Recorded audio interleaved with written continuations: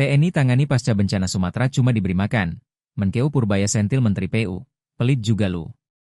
Menteri Keuangan Purbaya Yudi Sadewa kembali mencuri perhatian publik. Hal itu terkait ucapannya ketika rapat koordinasi Satgas Pemulihan Pasca Bencana DPR RI di Aceh. Sebagai informasi, Purbaya Yudi Sadewa dilantik menjadi Menteri Keuangan pada 8 September 2025 menggantikan Sri Mulyani.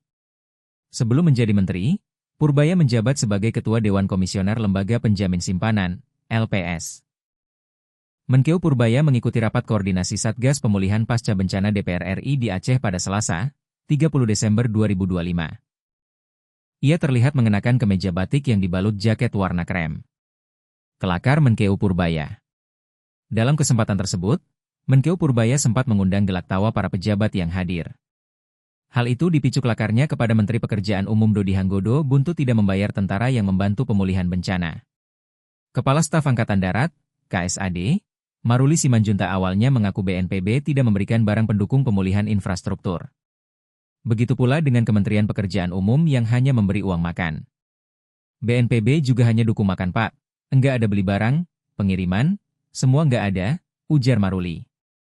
Bapak enggak minta kali? Tanya Menkeu Purbaya. Waduh saya udah minta semua orang Pak, enggak ada yang kasih, papar Maruli.